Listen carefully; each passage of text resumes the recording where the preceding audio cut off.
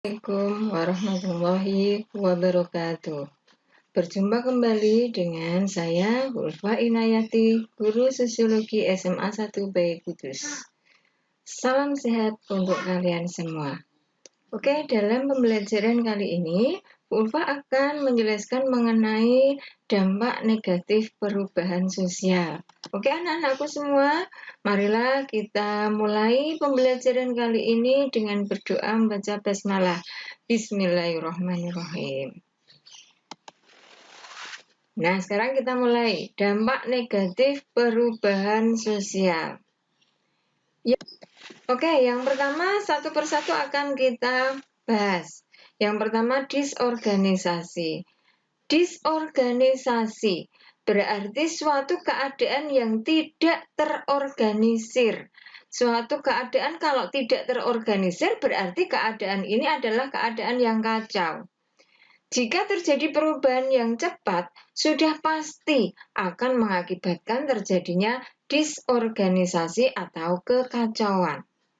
Disorganisasi ini akan mengarah pada suatu keadaan atau suasana yang tidak menentu, disebabkan karena adanya pergeseran nilai dan norma akibat dari perubahan sosial.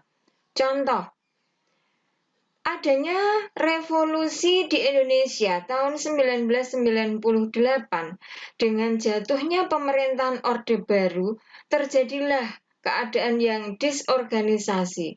Terjadilah kekacauan dalam masyarakat Indonesia. Demonstrasi terjadi di mana-mana, menuntut mundurnya Presiden Soeharto. Sehingga keadaan di Indonesia tidak hanya di Jakarta, di kota-kota besar di seluruh Indonesia ini keadaannya banyak mahasiswa yang berdemonstrasi menuntut hal yang sama. Inilah contoh keadaan disorganisasi. Dari adanya disorganisasi ini akan menimbulkan keadaan yang anomi, yaitu suatu keadaan di mana tidak ada pegangan terhadap apa yang baik dan apa yang buruk, sehingga anggota masyarakat tidak mampu untuk mengukur tindakan-tindakannya karena tidak ada batasan. Dalam hal ini berarti dalam masyarakat ini sudah tidak ada norma lagi. Walaupun ada norma, tetapi aturan-aturan tersebut tidak dilaksanakan secara konsisten. Contoh, keadaan ketika awal masa reformasi, ketika para mahasiswa berdemo oleh masyarakat, yang tentunya banyak para pemilik mal, pemilik toko yang mengalami kerugian yang tidak sedikit. Nah, inilah contoh keadaan anomi. Dari keadaan anomi ini juga bisa mengakibatkan terjadinya desintegrasi sosial. Akibat dari nilai dan norma yang tidak dipatuhi tadi, sanksi bagi pelanggar norma tidak dilaksanakan secara konsekuen, maka tindak kriminalitas menjadi semakin meningkat, solidaritas sosial semakin pudar, maka terjadilah perpecahan.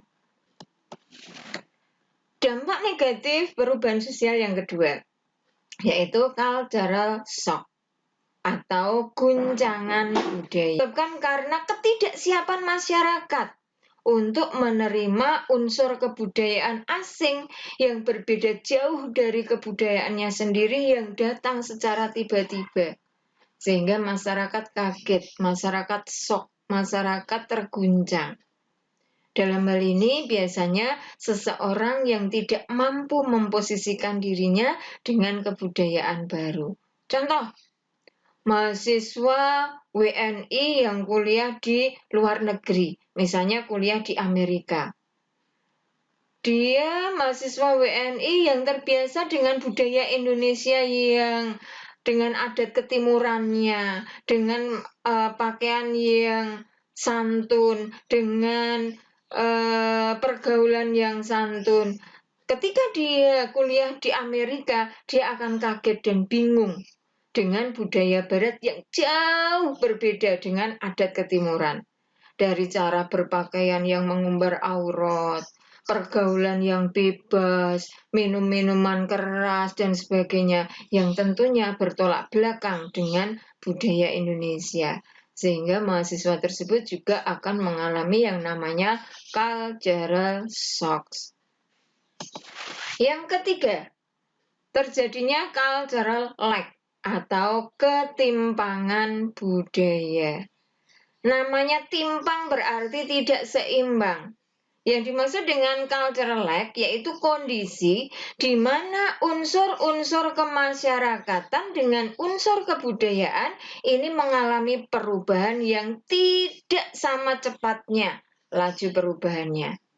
Biasanya unsur kebudayaan material ini berkembang lebih cepat, sedangkan kebudayaan imaterial ini cenderung perkembangannya lambat. Contoh, kemajuan teknologi informatika seperti telepon, gadget, internet yang berkembang sangat pesat di masyarakat, ini tidak seiring dengan kemajuan pola pikir masyarakat. Sehingga banyak masyarakat yang malah menggunakan internet itu untuk hal-hal yang tidak tujuan teknologi tersebut. Misalnya digunakan untuk tindak kejahatan, untuk penipuan, atau bahkan untuk peretasan data-data.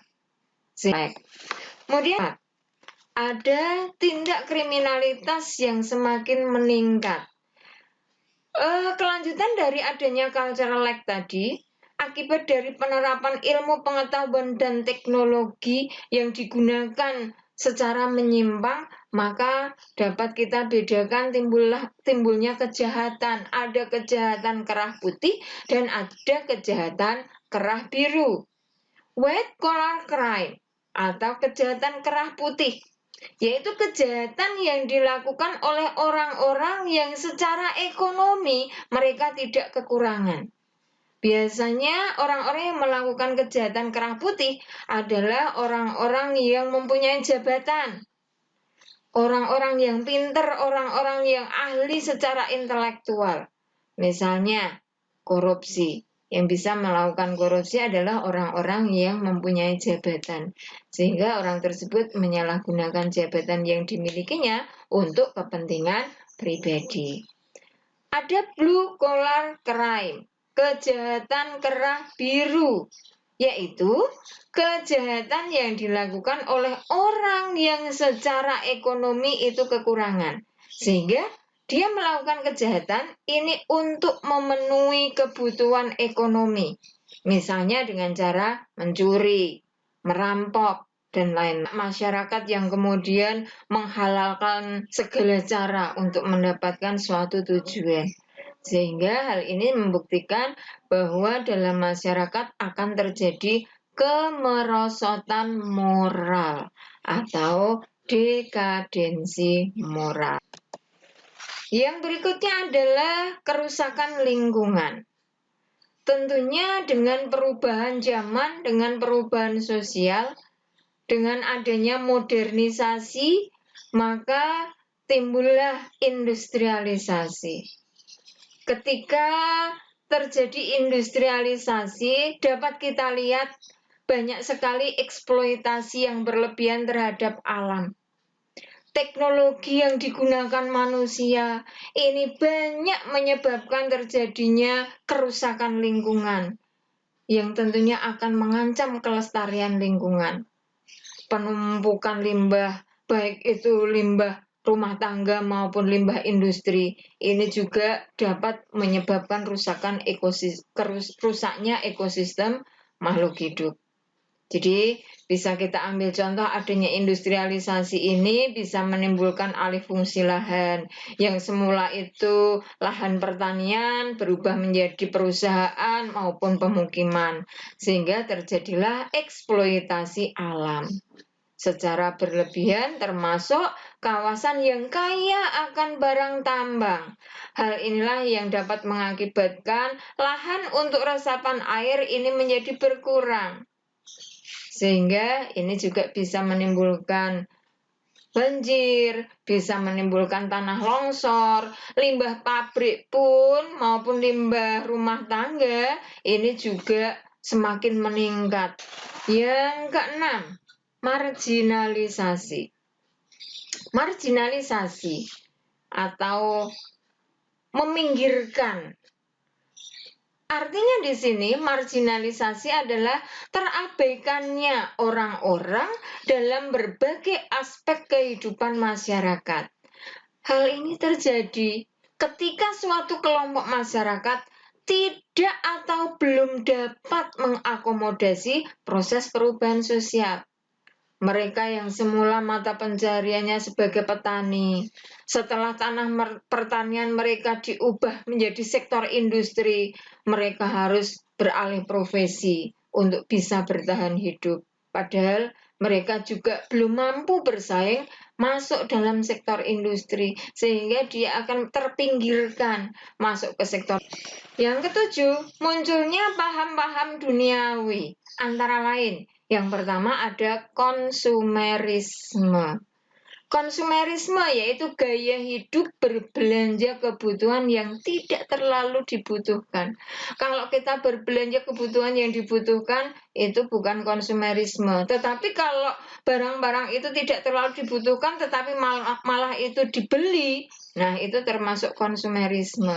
Hal ini bisa terjadi dengan adanya diskon-diskon yang ditawarkan di pusat-pusat perbelanjaan. Ini juga menyebabkan masyarakat untuk semakin konsumtif.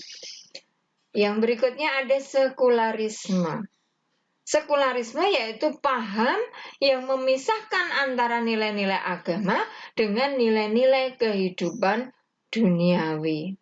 Dan mereka lebih mengutamakan nilai-nilai kepentingan duniawi.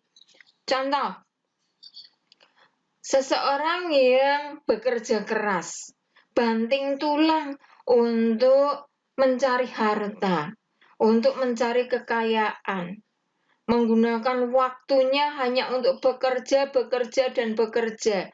Mereka menganggap bahwa time is money, waktu adalah uang, sehingga mereka lupa untuk melakukan ibadah kepada Tuhan. Ini termasuk sekularisme. Ini juga kadang-kadang yang ketiga ada hedonisme. Hedonisme adalah paham yang menganggap bahwa kesenangan dan kenikmatan duniawi adalah sebagai tujuan hidup. Jadi hidup di dunia itu hanya untuk senang-senang saja. Sebetulnya sekularisme dengan hedonisme ini beda. Beda antara sekularisme dengan hedonisme. Kalau hedonisme itu hidup di dunia hanya untuk bersenang-senang. Tidak ada susahnya, tidak ada menderitanya. Tetapi kalau sekularisme, walaupun dia mengutamakan kepentingan duniawi, tetapi kepentingan duniawi itu belum tentu itu suatu kesenangan. Seperti tadi saya contohkan, orang bekerja keras banting tulang, itu tidak menyenangkan. Tetapi dia hanya untuk mengejar kehidupan duniawi belaka. Tapi kalau hedonisme, dia tidak usah bekerja keras, tetapi dia punya banyak uang, dihambur-hamburkan, yang penting hidup itu senang. Tidak perlu bekerja keras. Itu hedonisme. Westernisasi. Westernisasi adalah gaya hidup kebarat-baratan. Nah, bagaimana gaya hidup kebarat-baratan? Gaya hidup kebarat-baratan berarti kita meniru budaya hidup masyarakat barat. Mungkin dalam hal gaya berpakaiannya yang tidak seronok, menggunakan pakaian-pakaian yang ketat, menggunakan pakaian-pakaian yang membuka banyak aurat, kemudian pergaulan bebas, kemudian minum-minuman keras, itu termasuk contoh dari westernisasi. Oke anak-anakku semua, itu diantaranya dampak-dampak negatif dari perubahan sosial. Sehingga dengan kalian mempelajari dampak negatif perubahan sosial ini, kalian bisa mempunyai filter, penyaring, untuk bisa membedakan itu yang baik bisa dicontoh dan yang tidak baik itu silakan kalian tinggalkan. Terima kasih atas perhatian kalian.